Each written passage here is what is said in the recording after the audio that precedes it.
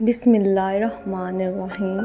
ہر دل ہدایت کی تلاش میں ہوتا ہے اور ہر مسافر اپنی منزل کا منتظر۔ کبھی کبھی اللہ تعالیٰ ہدایت کا ذریعہ ایک چھوٹا سا خط بھی بنا دیتا ہے۔ آئیے شروع کرتے ہیں خط جنت کی پہلی قسط۔ رات کا وقت تھا اور ملک ہاؤس کی بالائی منزل پر واقع اس کمرے میں روشنی نرم اور پھیلی تھی، جہاں دیواروں پر لگی مہنگی پینٹنگز اور میز پر بکھرے میک اپ کے سامان کے درمیان زارا ملک آئینے کے سامنے کھڑی اپنے بالوں کو سنوار رہی تھی۔ اس کے چہرے پر ایک ایسی بے فکری تھی جو صرف ان لوگوں کے چہروں پر نظر آتی ہے جنہوں نے کبھی کسی چیز کی کمی نہ دیکھی ہو۔ فون کان سے لگائے وہ کسی سہیلی سے ہنس ہنس کر باتیں کر رہی تھی اور اس کی ہنسی میں ایک عجیب سی لاپرواہی گلی ہوئی تھی، جیسے دنیا کی کوئی بات اسے چھو ہی نہیں سکتی۔ دروازہ ہلکی سی آواز کے ساتھ کھلا اور عائشہ اندر داخل ہوئی۔ اس کے چہرے پر تشویش تھی، وہ تشویش جو ایک سچی دوست کے چہرے پر ہی نظر آ سکتی ہے۔ زارا نے فون بند کیا اور مڑ کر دیکھا۔ پھر جا رہی ہوں؟ عائشہ نے آہستگی سے پوچھا۔ کل ہی تو تمہاری امی کی برسی گزری ہے زارا، اور آج پھر پارٹی؟ زارا کی مسکراہٹ ایک لمحے کے لیے دھندلا گئی، مگر پھر اس نے خود کو سنبھال لیا۔ عائشہ پلیز آج لیکچر مت دو، زندگی ایک بار ملتی ہے اور میں اسے اپنے طریقے سے جینا چاہتی ہوں۔ عائشہ کچھ دیر خاموش رہی، پھر آہستہ سے بولی، جینا اور بات ہے زارا، اور خود کو گمراہی کے راستے پر دھکیلنا اور بات ہے۔ اللہ نے تمہیں اتنا کچھ دیا ہے، ذرا سوچو اگر یہ سب چھن جائے تو۔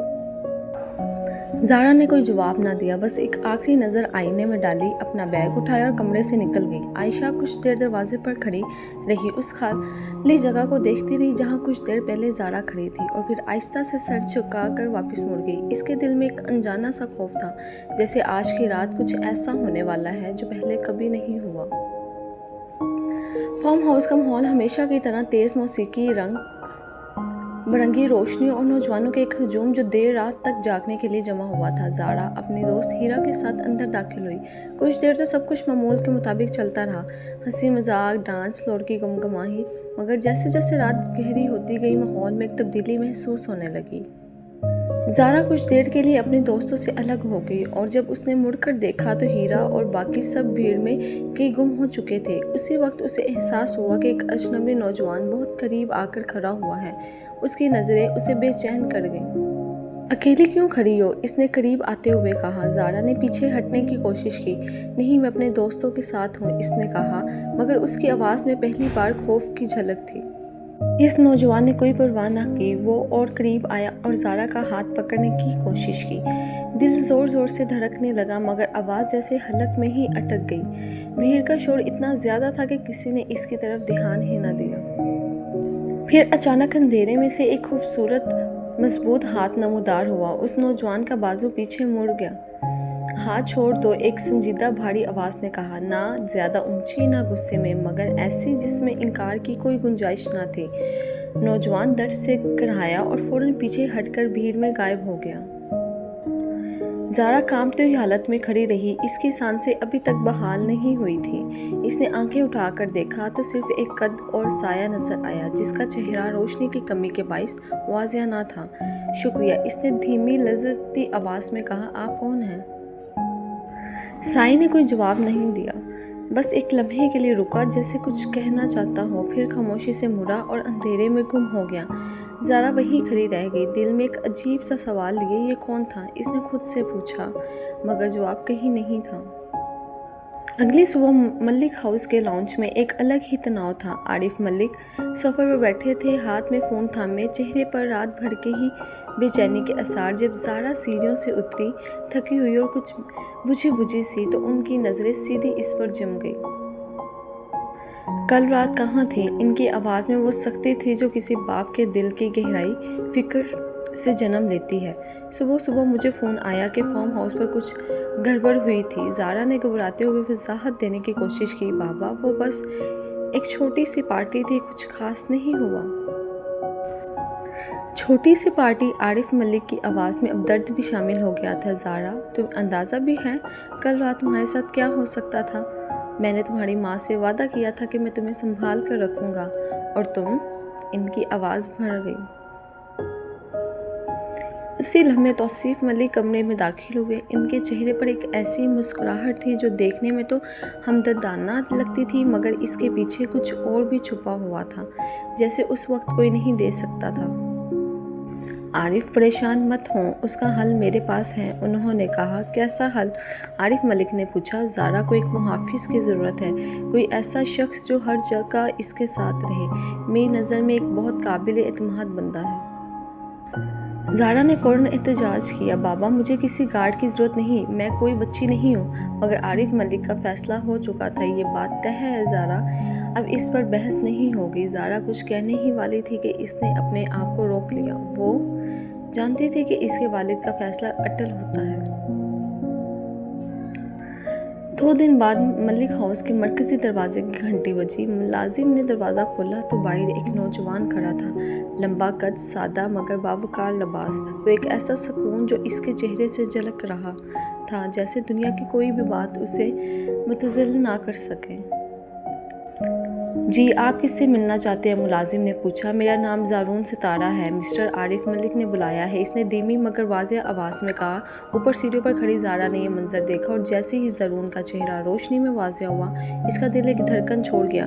ये वही चेहरा था, वही कदो-कदामत, वही साया था जिसने कल रात इसे बचाया था। कई सवाल एक साथ जाग उठे।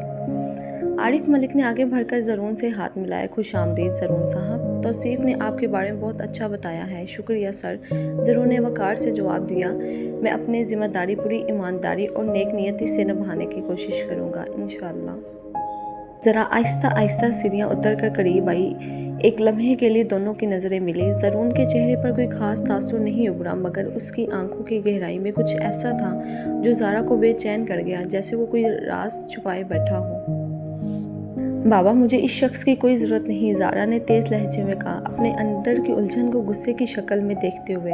ज़रून ने ना गुस्सा किया, ना कोई जवाब उलझन से दिया। इसने सीधी, धीमी मगर मजबूत आवाज़ में कहा, मैं यहाँ आपको कैद करने नहीं, आपकी हिफाजत करने आया हूँ मिस ज़ारा। ज़ारा ने गसीली नज़रों से इसे देखा और तेज़ी से सीढ़ियाँ चढ़कर अपने कमरे की तरफ चल गई। पीछे आरिफ मलिक और तौसीफ ने एक दूसरे की तरफ देखा। आरिफ मलिक के चेहरे पर इत्मीनान था, मगर तौसीफ मलिक की आंखों में एक ऐसी चमक थी जो किसी और ही मंसूबे की तरफ इशारा कर रही थी। रात गहरी हो चुकी थी। ज़रून को दिया गया कमरा सादा था। बगैर किसी तकल्लुफ़ के इसने अपना बैग खोला और अंदर से एक पुरानी मुड़ी तुड़ी तस्वीर निकाली और कुछ देर उसे देखता रहा। तस्वीर में एक छोटी सी बच्ची थी, किसी बुजुर्ग खातून की गोद में बैठी, मासूमियत से मुस्कुराती हुई। ये बच्ची ज़ारा थी। बरसों पुरानी ज़रून की आंखों में एक अजीब सा दर्द उभरा, वो साथ ही एक अज़्म भी, जैसे वो कोई तवील अरसे से चला आ रहा था सफ़र आखिरकार किसी मंजिल के करीब पहुंचा हो। बिल आखिर उसने आहिस्ता से खुद से कहा, मैं इस घर तक पहुंच ही गया। उसने तस्वीर को एहतियात से वापस अपने बैग में रखा, जाए नमाज बिछाई और नमाज के लिए खड़ा हो गया। इसका हर अमल सुकून से भरा था, जो सिर्फ उन लोगों के पास होता है जिन्होंने कभी तूफानों से गुजरकर साहिल पाया हो। खिड़की के बाहर अपनी बालकनी में खड़ी ज़ारा ने ज़रून के कमरे से आती मध्यम रोशनी को देखा। उसके ज़हन में सवालों का एक ना ख़त्म होने वाला सिलसिला चल रहा था। ये शख्स कौन था, कहाँ से आया था, और सबसे बढ़कर इसकी नज़रों में वो क्या राज छुपाए बैठा था, जो ज़ारा को महसूस तो होता था मगर समझ में नहीं आता था। ये शख्स आखिर है कौन? इसने सरगोशी में खुद से पूछा। वो रात के खामोशी में ये सवाल हुआ। मैं मौलिक रह गया जवाब के इंतज़ार में।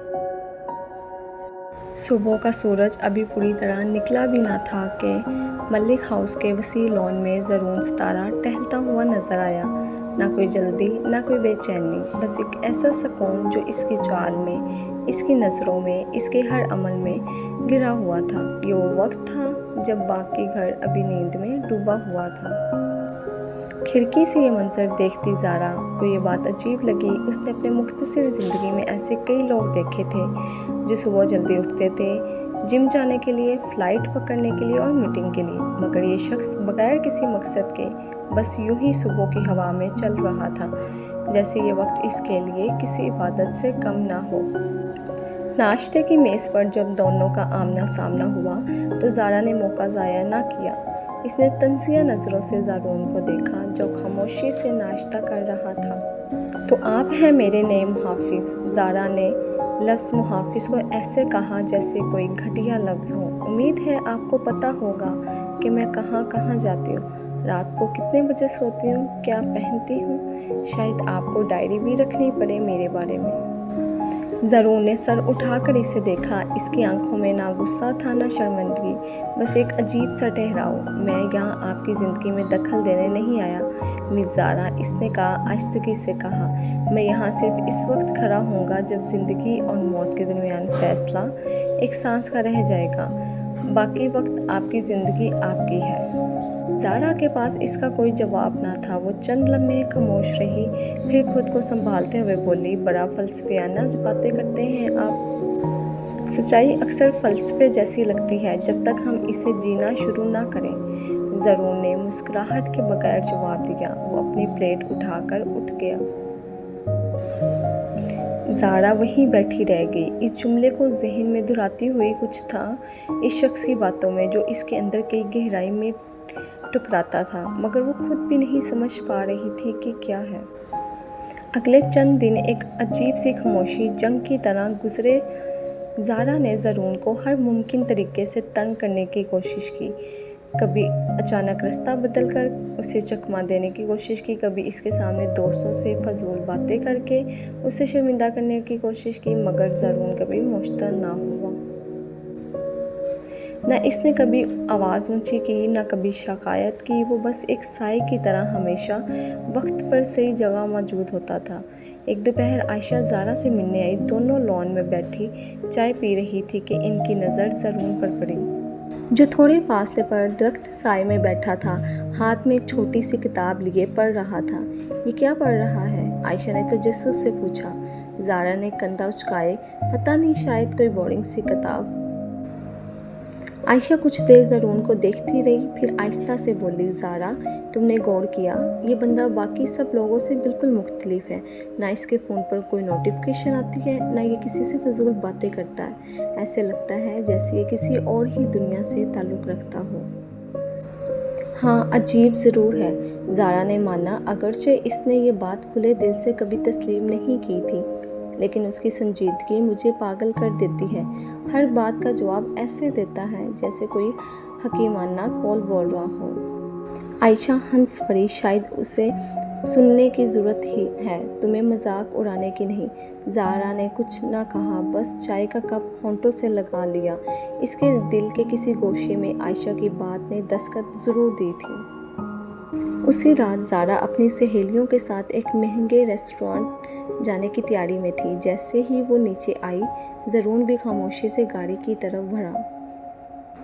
आप साथ नहीं जा सकते? ज़ारा ने फ़ौरन कहा, मैं अपने दोस्तों के साथ जा रही हूँ, ये कोई ख़तरनाक जगह नहीं। ज़रून रुका। उसने ज़ारा की आंखों में देखा और पहली बार उसकी आवाज़ में एक ऐसी संजीदगी थी जो पहले कभी महसूस नहीं हुई थी। मिस ज़ारा, खतरा कभी खतरनाक जगहों से नहीं आता। खतरा हमेशा उसी लम्हे आता है जब हम समझते हैं कि हम महफूज हैं। उसने कहा, मैं दूर रहूँगा, आपको महसूस भी नहीं होगा कि मैं मौजूद हूँ, मगर मैं मौजूद रहूँगा। ज़ारा कुछ देर इसे देखती रही। इस जुमले में कोई धमकी नहीं थी, कोई सख्ती नहीं थी, बस एक ऐसा यकीन दहानी थी जो ज़ारा ने शायद अपनी ज़िंदगी में पहली बार किसी से सुनी थी, अपने वालिद के अलावा। इसके अंदर कुछ नरम पड़ा, अगरचे इसने अपने चेहरे पर यह जाहिर ना होने दिया। जैसे आपकी मर्ज़ी, इसने कहा और गाड़ी में बैठ गई। रेस्टोरेंट में रात की रौनक अरूज पर थी। ज़ारा अपने दोस्तों के साथ हंसी मजाक में मसरूफ़ थी, जबकि ज़रून थोड़े फासले पर एक कोने की मेज़ पर बैठा, खामोशी से चाय का कप हाथ में लिए पूरी जगह पर नज़र रखे हुए था। कुछ देर बाद ज़ारा की एक दोस्त हीरा ने कुछ ऐसी बात कही जिसने ज़ारा को तकलीफ़ पहुंचाई।